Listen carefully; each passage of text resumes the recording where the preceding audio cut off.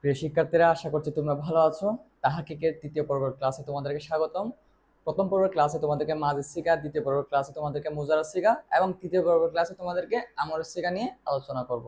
আমরের সিগা একদম সহজ, মাত্র 6টি সিগা। আমর হাজারের মারুফের সিগা কয়টা? মাত্র 6টা। এই যে দুইটা দুইটা দুইটা, এগুলো হচ্ছে দেখার দরকার নাই, প্রথমগুলো দেখো।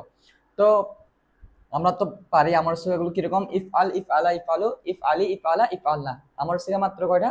6টা। আমার হাতের মারুফের সিগা 6টি। ইফ আল, ইফ আলা, ইফ আলু, ইফ আলি, ইফ আলা, ইফ আল্লাহ। তো আমরা তো জানি এটা দুটা ওয়াহিদ, দুটা তাসনিয়া, দুটা জামা। প্রথমটা হলে মুজাক্কার, দ্বিতীয়টা হলে মুয়ান্নাস। তাহলে প্রথমটা হচ্ছে ওয়াহিদ মুজাক্কার, তারপরটা ওয়াহিদ মুয়ান্নাস। ওয়াহিদ এটা হচ্ছে তাসনিয়া মুজাক্কার, তাসনিয়া মুয়ান্নাস, জামা মুজাক্কার, জামা মুয়ান্নাস। এইখানের মধ্যে কোনো গায়েব এবং হাজিরের ঝামেলা নাই। তাহলে আমার হাজার মারুফের সিগা কয়টি? আমার হাজার মারুফের সিগা হচ্ছে 6টি।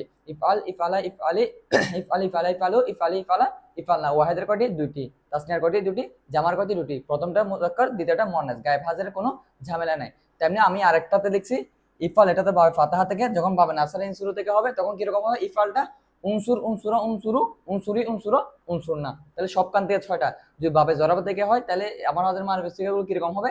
ইজরিব, ইজরিবা, ইজরিবু, ইজরিবি, ইজরিবা, ইজরিবনা।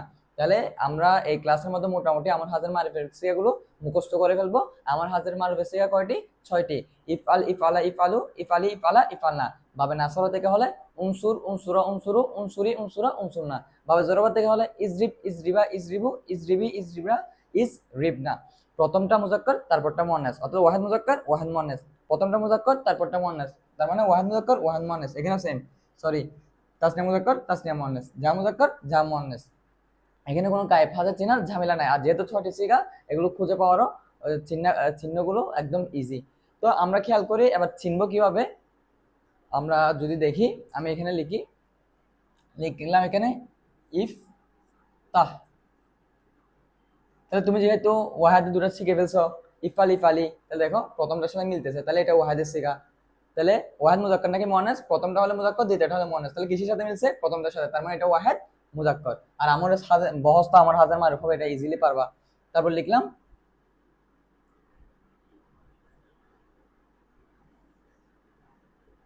উদহুল। উদহুল কিসের সিগা? তাহলে এটা তো স্ট্রাকচারে বোঝা যাচ্ছে সেটা কিসের সিগা হবে? ওয়াহিদের।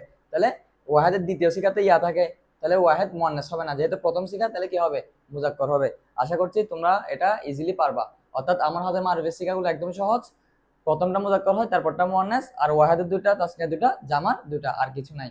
তুমি যদি আমার হাজার মারুফের সিগাগুলো পারো, তাহলে আমরা আগামী ক্লাসের মধ্যে বাপ নিয়ে আলোচনা করবো। অনেকগুলো বাপ আছে, কিছু কমন অর্থাৎ ইম্পর্টেন্ট বাপ যেগুলো সবসময় হচ্ছে তাহাকিকের মধ্যে আসে, ওই কয়েকটা বাপ নিয়ে আলোচনা করে সরাসরি আমরা তাহাকিকে চলে যাবো। অর্থাৎ আরেকটা ক্লাস নিব, এরপরে আমরা সরাসরি তাহাকিক করব।